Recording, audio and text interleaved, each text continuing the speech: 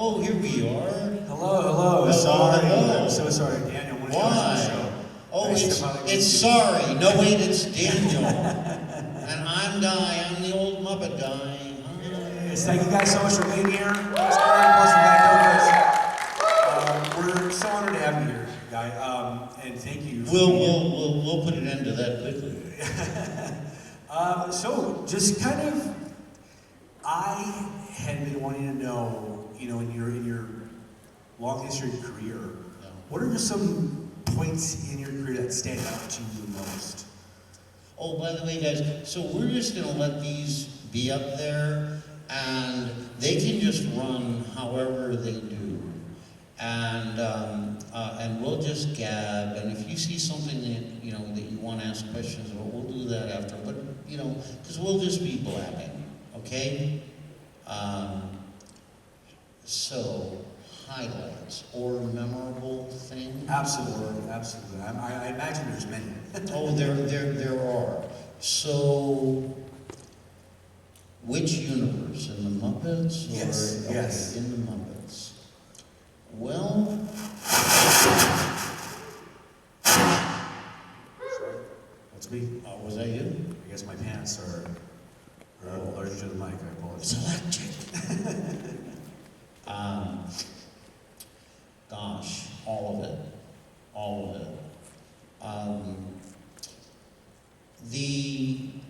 The first time, so yeah, it's really all of it. But I'm going to skip to 83, so I would have been working for Jim now for like 3 years. Because we'll get into the whole thing, what was Jim like when you met him, and how did you get the job and all that. You guys always ask all that stuff, and I'll tell you all that stuff. But here's a part that we don't sometimes get to. So, so Jim would, whenever Jim and I would talk, it would be always about a project. We were always working 24/7. Oh my gosh, look how happy I am there. That was like the very first day at the brownstone, and I convinced Bo to put his mop down for a second. Am I like the happiest man in the world? It's like, it was like I just asked Farrah Fawcett to marry me and she said yes. I mean, look at that face. Like, I know, it's Beauregard, but it's Beauregard. And he's pretty neat. Okay, so I think it's 83, and I'm at the Thanksgiving parade, the Macy's parade in New York. And it was the first year, I think it's 83. It was the first year so Michael Frith had created this amazing float for the Fraggles. So anyway, I'm there just hanging out. And we had these, and there were Fraggle great dancers that eventually, if there's a picture that comes up, or you see a picture on the web or whatever of me at the White House when I was the guest of honor at the White House and my stuff got put at Smithsonian, you'll see these Fraggles, right? And the Fraggle guys that are inside are break dancers. And that was in 84. But anyway, so we had these break dancing Fraggles and stuff. And you had the big balloon of Kermit. So Jim's there, and the thing is going by, but Jim's not in the float or anything waving, and he's not doing that. And anyway, so the handlers and everything, a gust of wind shoots Kermit, like starting to fly away into Central Park, And so they're rushing around doing that, and so whatever pomp and circumstance was just supposed to happen with Jim, it's cold out, he jumps into the Lincoln Town Car at the same time that I do. And there's no project for he and I to talk about. And he looks at me, and he says, "You try so hard,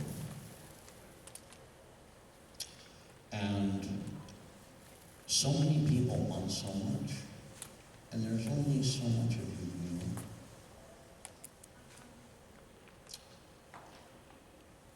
And it gets fast. So, take a picture. You don't have to tell anybody that you stopped. but just emotionally. Take a picture. But don't do it just with your eyes. Do it with all of your senses, what you're feeling at that moment, what you hear, what you smell, everything that you're feeling. Because that moment will never happen again. Don't miss it. And for him to give me that present, Jim had been famous since he was still in college at the University of Maryland. And they put on Sam and Friends, and he just blew up, you know? And that was a little 5-minute show that he did that was on in between the news and the Tonight Show.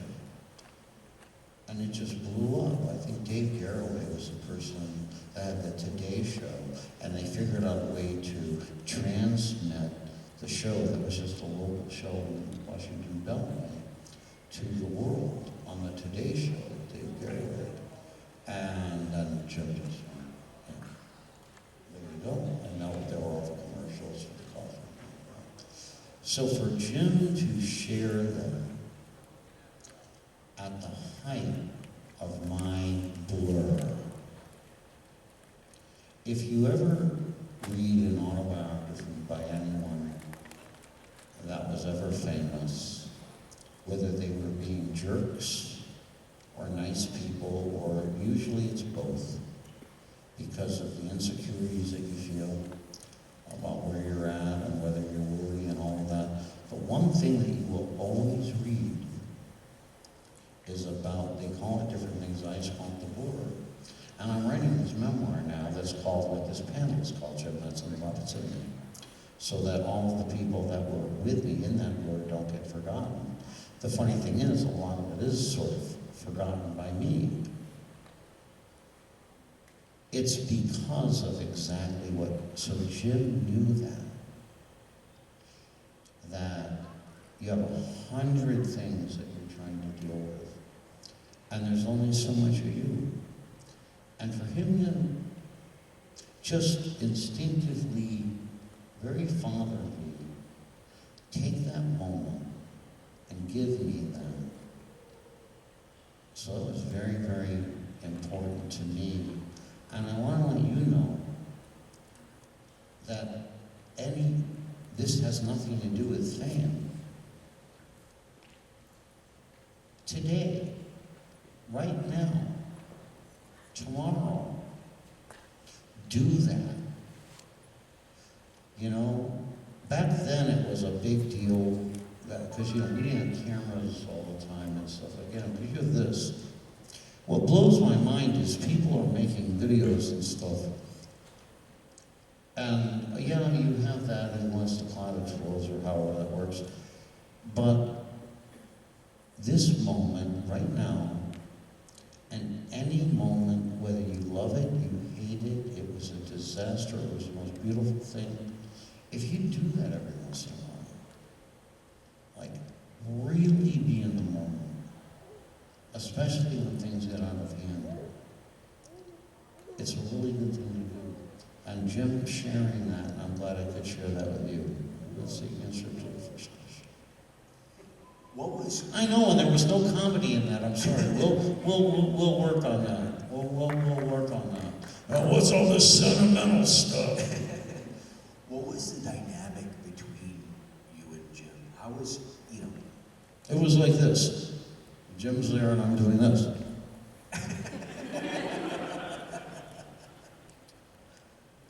No.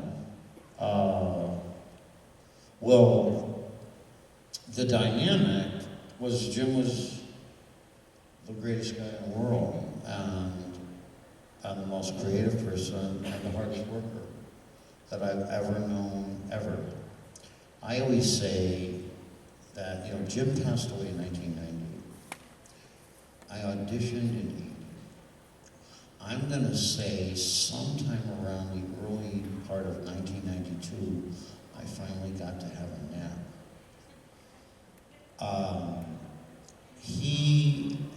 The whole book is about the dynamic Jim, once he took you into his orbit, he gave you this incredible trust that you just couldn't even believe. My audition lasted 10 months. And the reason it lasted 10 months was not because Jim decreed it or anything like that. It was because I wanted it so bad. I had tried out to write and draw the strip. They were non-committal. I had gotten over to the Brownstone, and I met Michael Frith, who became like everything to me, including just like Jim. But Jim was like perfect example. First day, so our first conversation after the initial, I already had the job. I'm in the conference room on the second floor in the most beautiful building you've ever seen. You say that Disneyland's the happiest place in the world? No way. 117 East 69th Street, New York, New York. 10021, by the way, that's 212-794-2400. So if you'd like to call the 80s, that's your number. 10021 is the, it's funny, I don't even know anybody's phone number now, and I know that. When I go over to the Brownstone, and I've been there all week, and with Michael, and learning and learning and learning, so then I know I'm going to meet Jim at 11. And what are you going to do the night before you meet Jim Henson? Well, you're not going to sleep. So I didn't. And so anyway, Brad and I get over, so I hired my brother Brad out of high school to help me. Yeah. I paid him, okay? He was pretty good. He was pretty good. I love him very much. Anyway, he was really young too, and I was pretty young. Anyway, so I got hired, but I really didn't think I was going to get hired until I met Jim.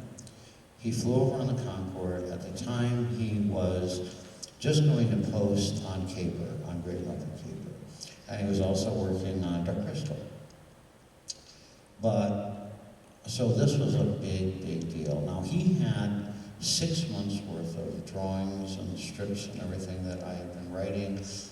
Jerry Jewell was my writing coach. Michael K. Frith was my art coach.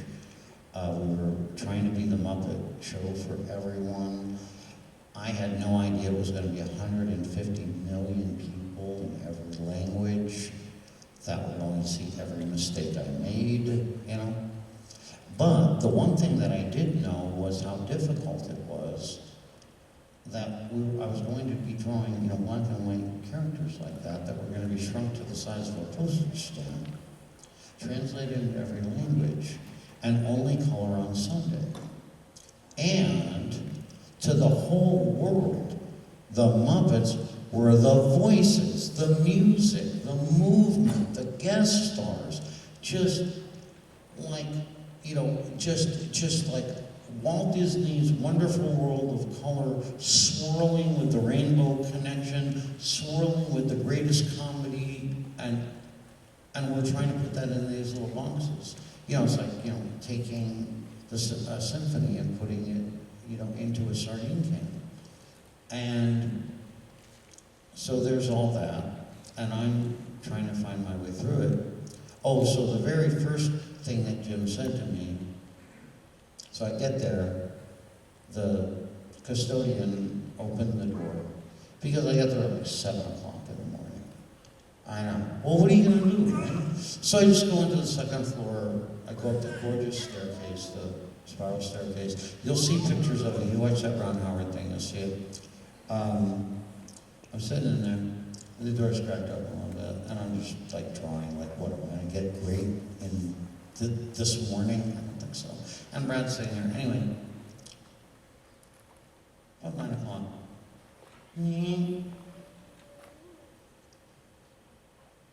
We used to call backpacks knapsacks, by the way.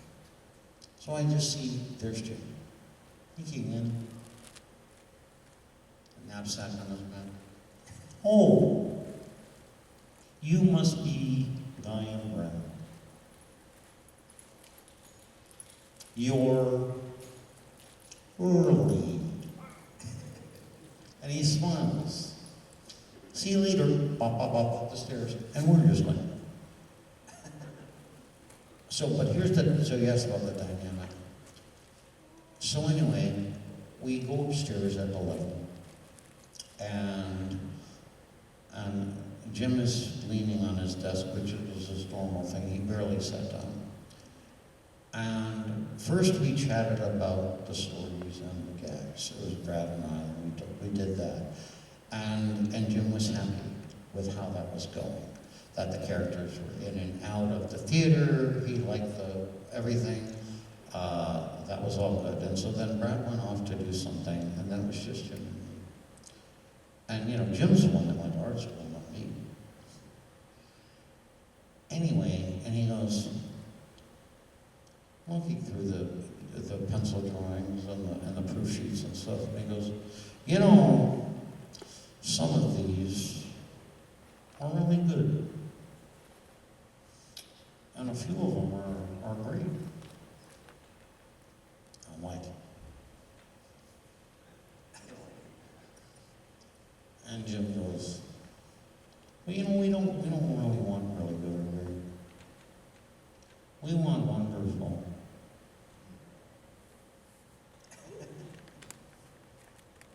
And I'm not saying anything. And I'm just in my mind going like, how do you draw wonderful? And then Jim, he's a righty, so then he held up his hand and he introduced me to Kermit. Now Kermit wasn't there. He just started being Kermit and showing me different emotions just with his hand. You know, Piggy coming in, you know, and all this stuff. And it was like, oh, the Muppets are real. It's not like drawing Bugs Bunny in the style of Robert McKinson or Judge Jones like I'm used to. I'm not taking a two-dimensional character and then doing that again in somebody else's style. They're real. There's life coming through here. The magic that is the Muppet Show, we have to find a way to convey that in line. Jim said none of that. He just said, we want wonderful. And then he started doing the character. When I understood what he meant, and he could tell that I was paying attention. By the way, Jim taught me how to draw Kermit correctly.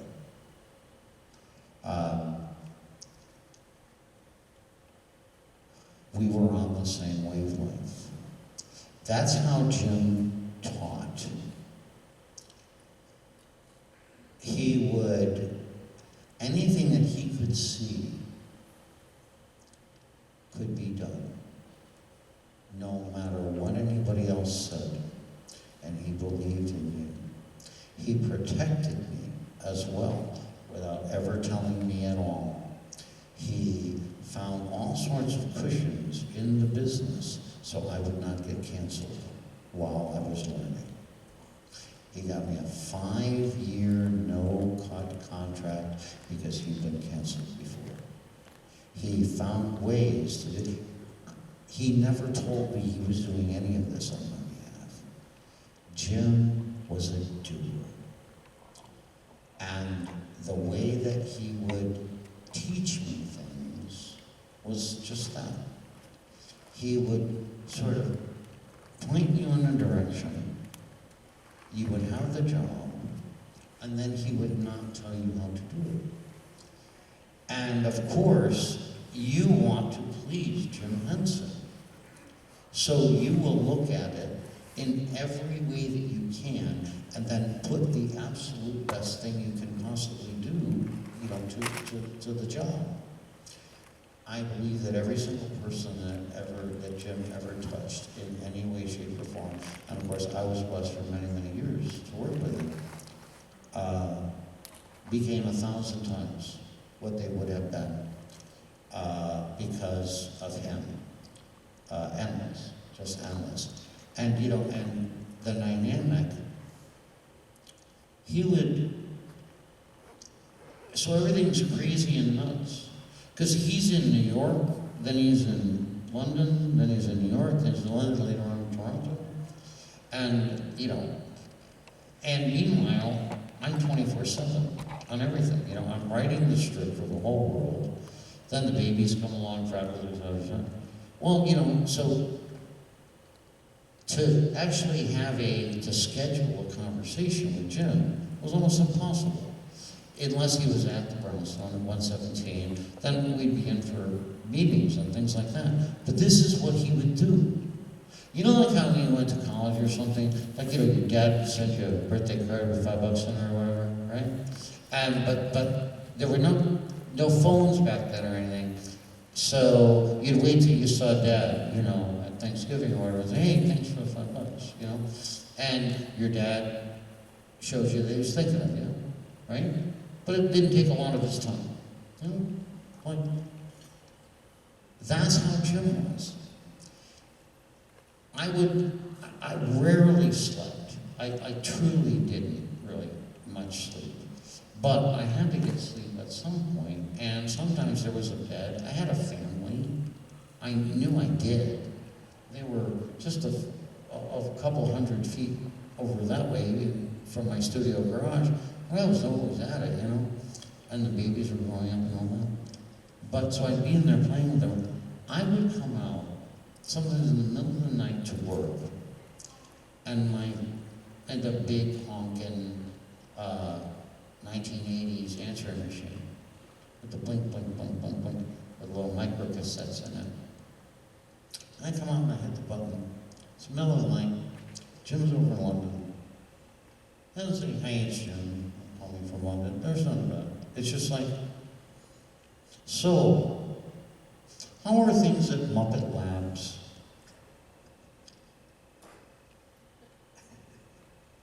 Or, so, is it raining or snowing at Henson Associates North? Well, I've noticed that neither hail nor sleet nor snow will delay the new packages of jokes. I'm getting them there. It's working. And he would do that all the time. And I would think of that as his little notes from Dad, you know? Because he wasn't an attaboy kind of a guy. If you ever got a, that's fine, or okay, or you did well, you'd be like, but he was a doer, as I said. You felt so beloved and trusted.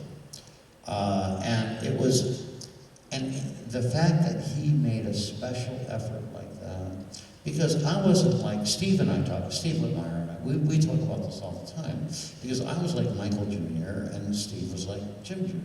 You know, see, like Jim could have a little leash around Steve, you know, on the sound stages, and Michael would make sure that he had like a little leash around me, you know, on all of the pages and the toys and this and all the other stuff, all the stuff that I was doing.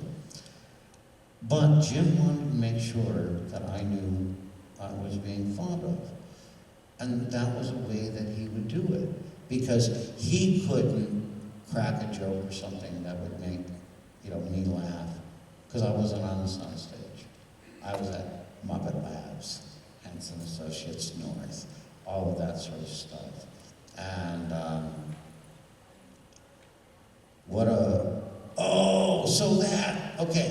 okay, so you see Rolf? Okay, perfect example. Okay, insanity.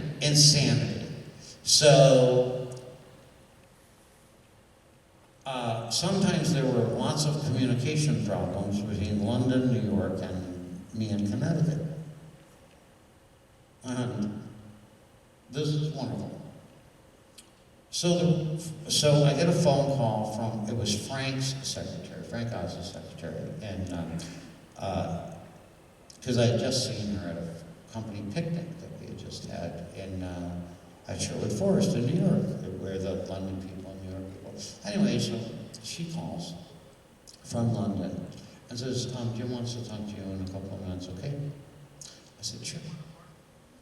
So, because it must have been Frank and Jim messing around with something. And anyway, so, phone rings, it's Jim. He says, okay, so, Rolf. I said, yeah. So, he's like a postmaster, but like from like the 1920s or something. And I went, yeah. I said, like with a visor and stuff. He says, yeah. And you know how they used to put those, like, you know, the ribbons on their sleeves? I said, yeah. He says, okay, you see that, right? Yep. He says, you know where Pops is in the theater? I said, yeah. Now, Pops is the old guy, you know, that's in the theater. He says, okay, you know all the boxes? Yeah, like the boxes where they would put notes in for the different actors and actresses, because it's like an old English theater back then, you know. He says, that kind of looks like an old post office, doesn't it? I said, yeah. He says, okay, so you see that, right? Yeah. He says, okay.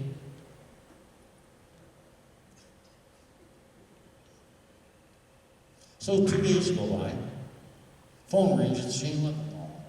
And Jane Leventhal was the head of Hudson Publishing. She says, hey, sometime today or tomorrow, Jim's gonna call you about a special project. And I said, okay, what about the one that he called about yesterday? And she said, so he called you? I said, yeah. She said, okay, are you done? And I said, done with what? She says, well, he told you, right? I said, yeah, Rolf. And he's he's gonna be an old-time post office guy. Yeah, but like, what am I doing? And she goes, are you done yet? And I go, but like, is it color? How big is it? Is it a poster? What is it? She says, no, it's the same size you draw and everything, and you know how you do the strip? Yeah? She said, well, like that. Okay, so when can you have it done? She didn't even know what that was that I do, but she knew. Anyway, and so it was that Jim and Frank were about to just shoot a PSA in London for the very first Love Stamp that was coming out, I think it was 1986. And the first Love Stamp was going to be a dog.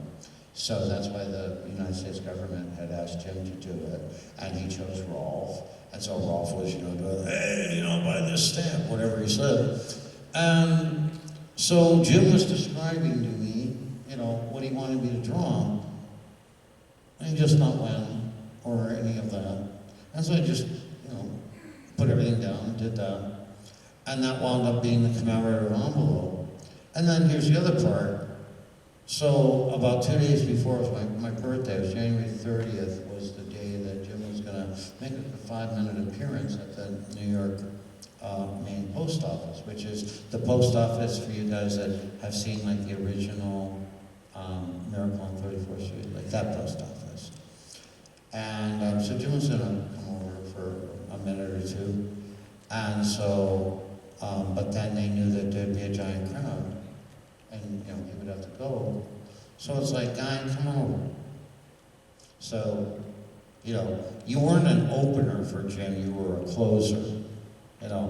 Jim would come in, hey everybody, hi, thanks for coming out. Here's Rolf. Hey, how you doing? Hey, buy a stamp, love a dog, dog is love. Love you guys. And so then Jim, and there I am with 10,000 people. And I'm just, no, I'm sorry, he's gone, no, yeah, I'm sorry, it's just me, 10,000 signatures later, is there still a car for me? Okay. And the greatest honor in the world. I mean, how crazy is that we get to do that kind of stuff, you know? He had no ego, none, except that he had this amazing power. David Laser would say, Jim has a whim of steel. When he could see it, then everyone around him, he wanted them to be able to see it too. And he was the most loyal and incredibly just loyal and trusting and respecting person. You know, because once he told me that, it was just, okay, then just let's get it into the government. You know, that's all I had to the White House. You know, when President Reagan called Jim and said the Muppet Show was his favorite comic, would you please be the guest star? You know, we have this Easter thing that we do, and then we'd like to have like a little dinner, not a steak dinner, just like a little dinner and just chat. And Jim said, oh, but that's the comic strip, that's not me, that's Guy. He would really like that. Can he go? Who does that? I know, right? So then I wind up doing that. You know, and the artwork goes to the Smithsonian, and then from that day on, I don't know, so what, 24, 25, 26, something like that. I'm 67 now.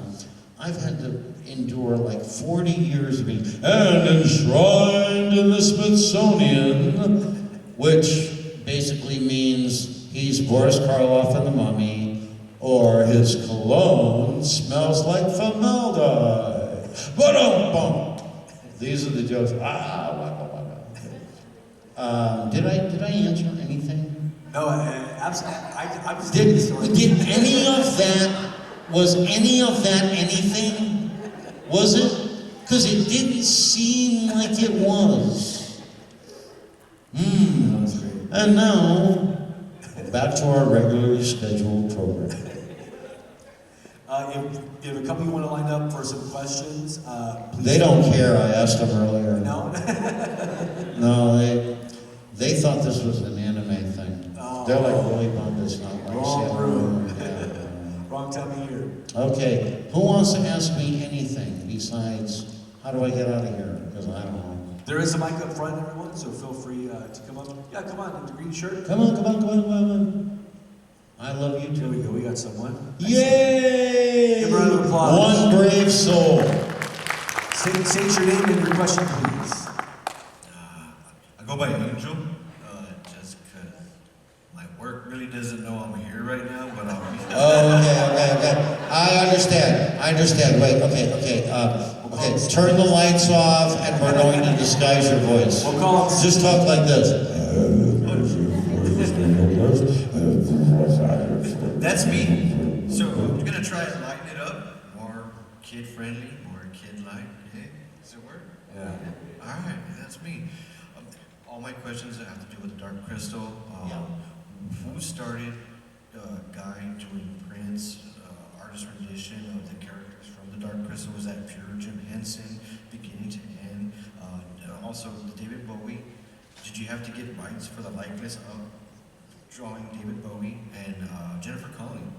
I'm a big Jennifer Connelly fan. I'm made in the 80s. I'm from the 80s. I'm an 80s child. What? I couldn't heard. I heard you. Did you have to get a license for David Bowie? No, But did what you, after that? Did you have to get a license to draw his likeness? Oh, Because he's a music artist. I see what you mean. Yeah. No? No. That's cool. I just do stuff. I'll tell you. So you know when I started with Dark Crystal. So Dark Crystal. So I'm in New York, right?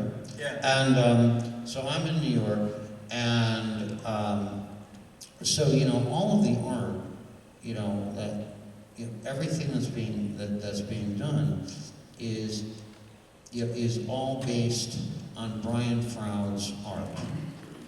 Jim had made up the story of the Dark Crystal, and it was sort of ever-changing. And Terry Jones had a part of it. There was a lot going on. It was just like, thinking about darkness and light and the two sides of humanity and all that neat stuff, and fairy tales. Jim really loved, mythology. But anyway, all of that's going on, and dude, like, I'm just learning how to draw, you know, like, and write and draw the Muppets, and we are hammered, like, just hammering and hammering and hammering. And so I come into 117 one day, and, oh, me and Carol, so I come into 117 one day, and I'm about to go upstairs to see Michael, to go over the strip, and Michael goes, hey, go into the conference room on the first floor. And that was like a sales kind of room. I went, okay, for how long? And he said, well, for however long it takes.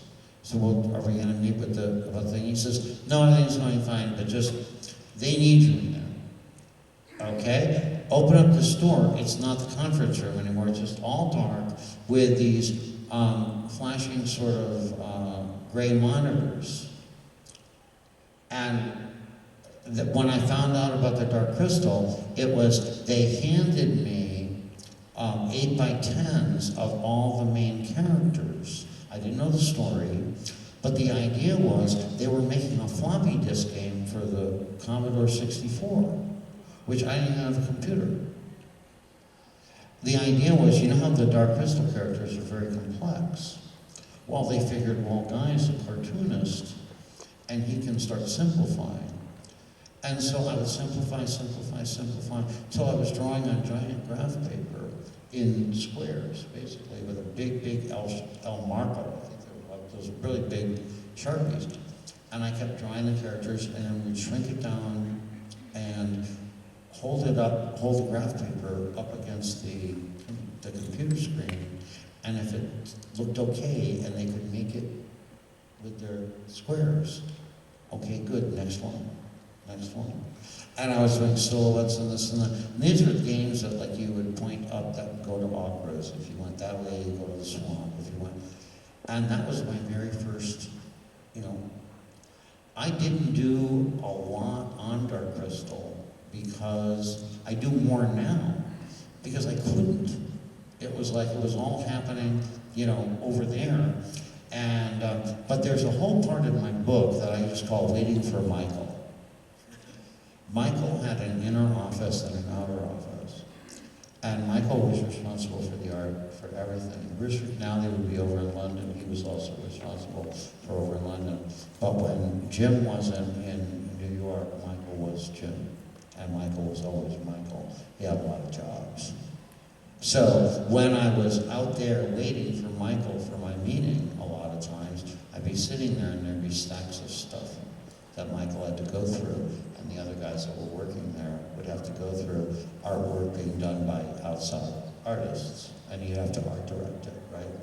So I would art direct a lot of the Dark Crystal stuff that way.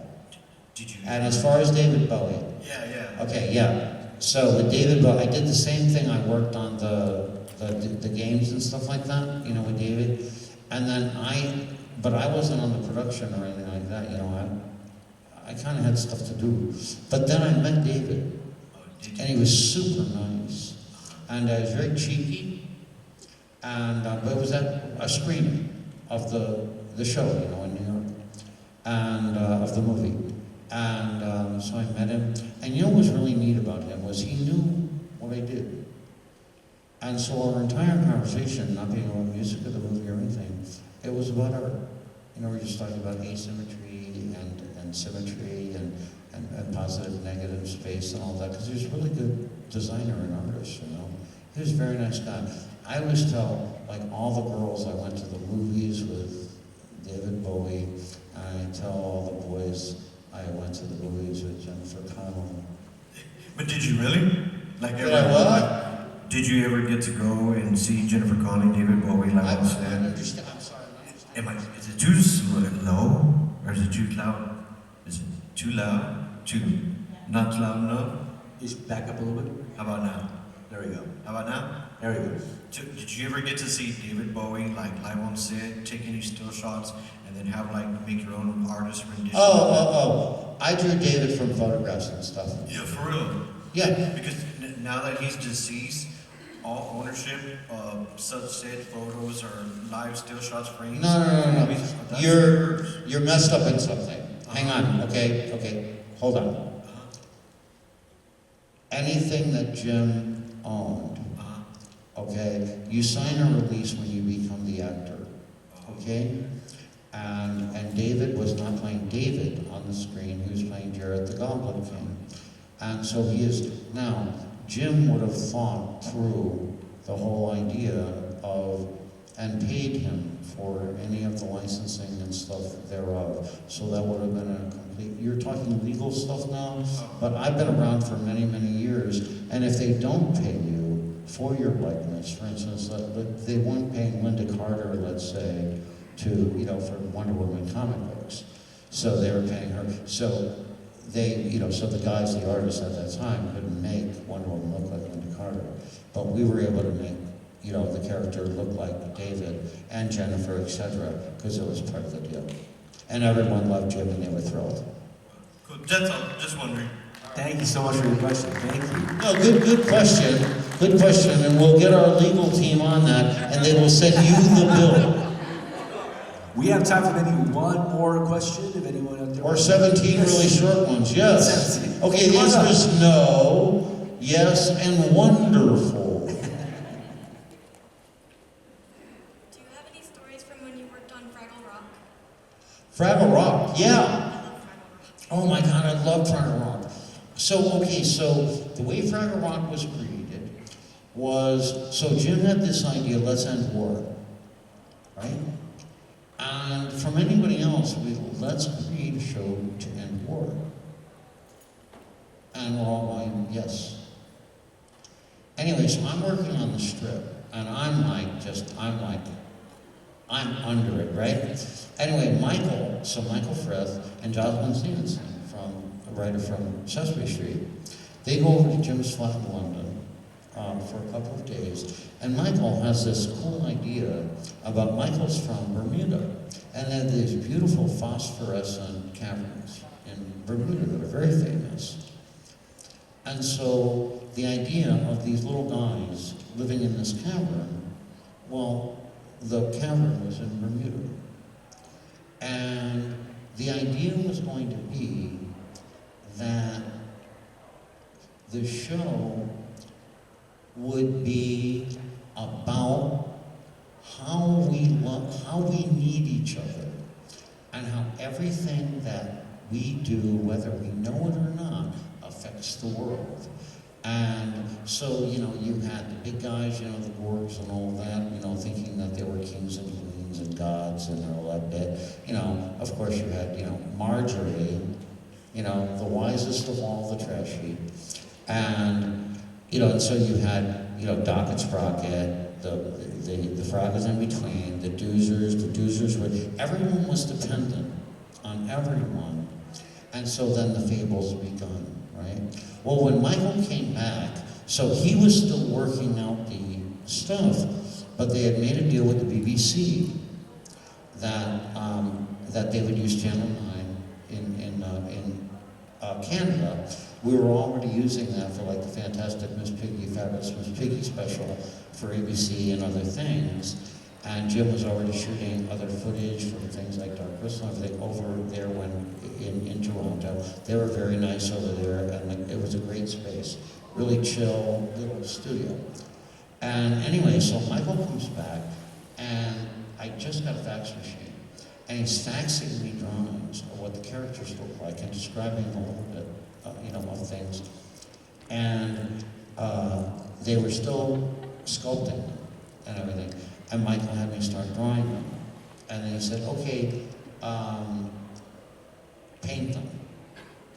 And they had made now the dolls, not the dolls, the puppets. But Gobo changed a lot. And the characters were changing as, you know, as they were being created. And there were more in the beginning than there, you know, than the 6 and all that. So I'm drawing and drawing as best I can. And then Michael says, okay, well now, here are the dolls. You know, he showed me some dolls that they were working on for Hasbro. And said, okay, paint them. Like, you know, paint the boxes for the plushes. And I'm going like, but that's the first painting of these characters I'm gonna do. And there's something that I can do that's like nothing first. And he said, I don't know. So I called the licensing people and go, hey, you know that pencil company that we draw Muppet Show stuff for? Yeah. Can I draw Fraggles for them? Yeah, probably. I'll call you back. Okay. Yeah, they want to do, they'll license color pencils and stuff. I went, oh, neat. So here's what I did.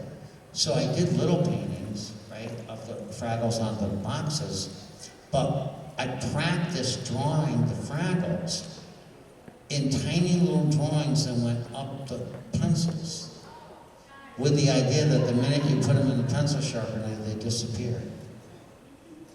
That was my practice. Is that a good start? Wow. Yay! Well, guys, thank y'all so much. Okay, here, before we go, Yes. we do, okay, we have 2 songs that we need to do, don't we? We have 2 songs, Okay.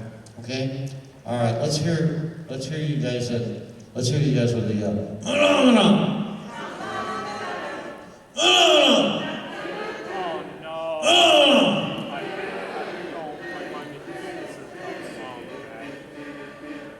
That was really good. Okay, in your very best Kermit the Frog voice. Okay, we'll warm up. Ready? Okay, so because everyone walks over and goes, Randy Barker. Oh, like, what? Randy Barker. What? Oh, no, it goes like this. Hi ho. Oh, see, and you're already wrecking it. I said, hi ho, Kermit the Frog here. You see what we did there? Okay, you see how we jumped up in now? Okay, good. Now, let's try that. Hi ho, Kermit the Frog here. All right, and now you're ready. Okay, here we go. Someday you'll find it. The rainbow connection, the lovers, the dreamers, and me, and you too. I love you. Thank you. That's beautiful. Give it up for Guy Gilchrist, everyone. Hope you hear all weekend. Go by his booth, say hi. Please exit out door B. Everyone, and we'll start prepping for the